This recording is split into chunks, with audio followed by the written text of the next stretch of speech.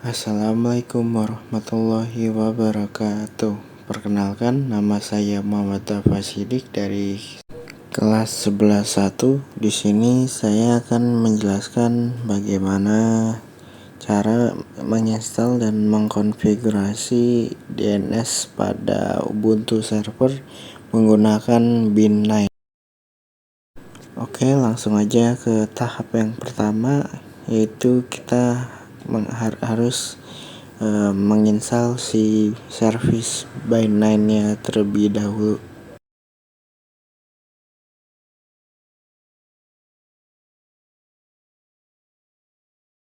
Oke, kalau udah terinstall, kita langsung aja bikin directory khusus untuk file zona DNS nanti. Lalu kita berikan akses penuh terhadap bin9 ke directory khusus yang sudah kita buat tadi.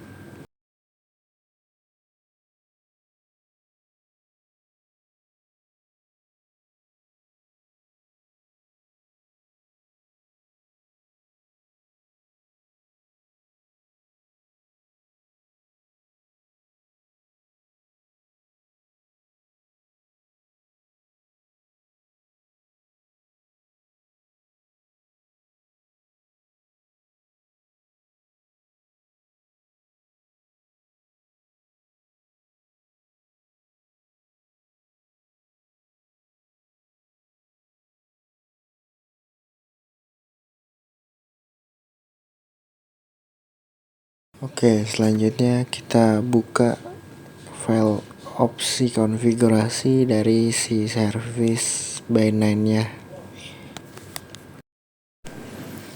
Di sini kita hapus aja dua strip yang ada di baris konfigurasi. Lalu bagian-bagian yang kita nggak perluin hapus aja. Terus kita tambahin comment recursion, lalu yes, allow query any, dan listen on any. Di sini agar DNS bisa mendengarkan dari jenis IP apa saja seperti IPv4, IPv6. Terus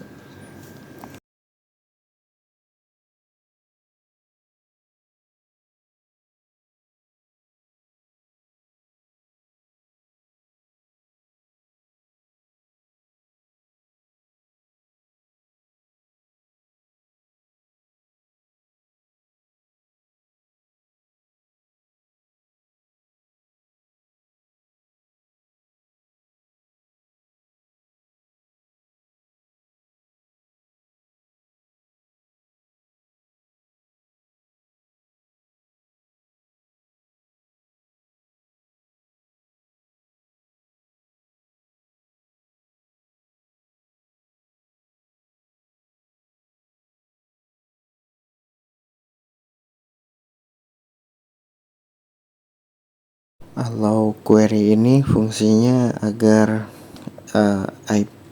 permintaan IP dari mana saja itu dapat terquery dan diproses oleh si service bin9 kita. Dan recursion agar request dari klien itu dapat direkursif oleh DNS kita. Oke, selanjutnya kita buat domain dari database atau file zona yang akan kita buat. Caranya dengan kita buka conf lokal dari bin9 tadi, lalu kita tambahkan zone. Misalnya di sini saya inginnya SMK lokal kurung kurawal, lalu kita jadikan file domain nanti menjadi pusat atau master. Setelah itu kita buat komen yang mengarah ke file zone nanti. Ingat ya, ini nama file zone-nya harus sama dengan nanti yang kita akan buat.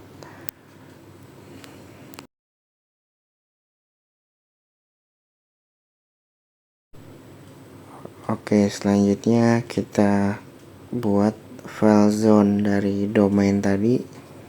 Di sini biar cepat kita copy struktur dari konfigurasi bawaan byline-nya dengan sudo cp etc bin db.local.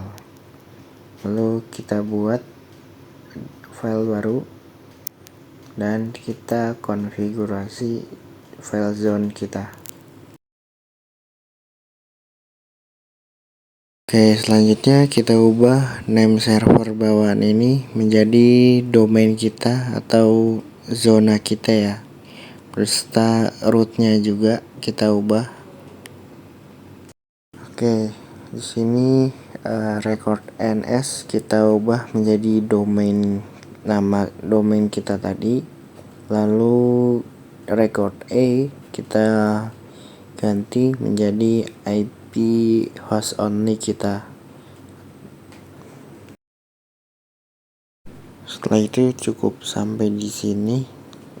Tapi misalnya kalau teman-teman mau ngikutin seperti saya ya silahkan.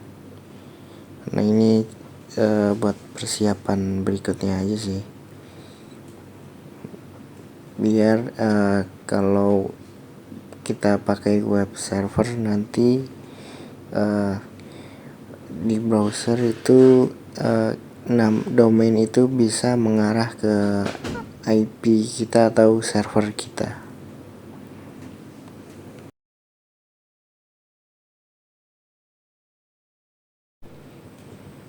Oke, lalu kita cek di sini kalau hasil konfigurasinya berarti ini tidak menunjukkan apa-apa ya teman-teman kalau name check conf. Terus kita cek zona kita tadi now fail dan di sini nggak ada error ya teman-teman. Oke, untuk perubahan dari setiap baris atau konfigurasi di file SOA ini, jangan lupa kita naikin serialnya ya teman-teman. Fungsinya agar pada proses DNS itu kita mendapatkan SOA atau versi SOA yang terbaru dari konfigurasi kita tadi. Oke, udah selesai konfigurasi DNS-nya. Sekarang kita restart dulu sistem service dari DNS kita tadi, dan kita pastikan tidak ada yang error ya teman-teman.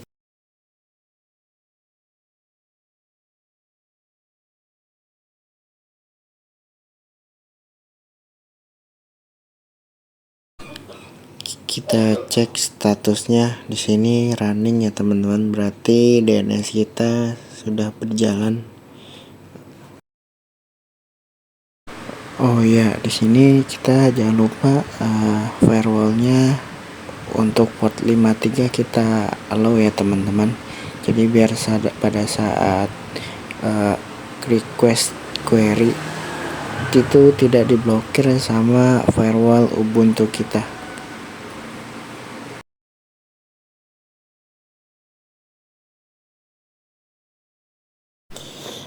Oke, selanjutnya kita konfigurasi file resolvernya.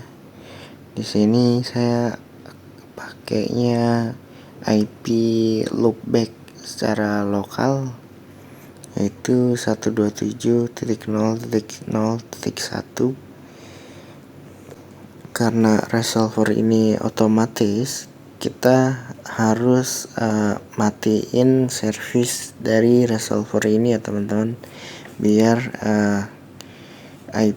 perubahan yang telah kita buat itu tidak berubah kembali ke default pada saat kita menyalakan ulang atau menyalakan kembali server kita ya. Oke, kita tes apakah domain kita mengarah ke IP server kita atau tidak, dan hasilnya sesuai ya teman-teman. Domain ini mengarahnya ke address IP server kita ya. Oke, selanjutnya kita coba dari CMD. Kita ping dulu server kita. Hasilnya reply. Lalu kita cari domain kita tadi menggunakan nslookup, smk lokal, dan IP server kita tadi, dan hasilnya sesuai teman-teman. Di sini menunjukkan domain kita dan IP server kita. Mungkin sekian itu saja yang bisa saya sampaikan. Kurang lebihnya mohon maaf. Wabillahi taufiq wal hidayah. Wassalamualaikum warahmatullahi wabarakatuh.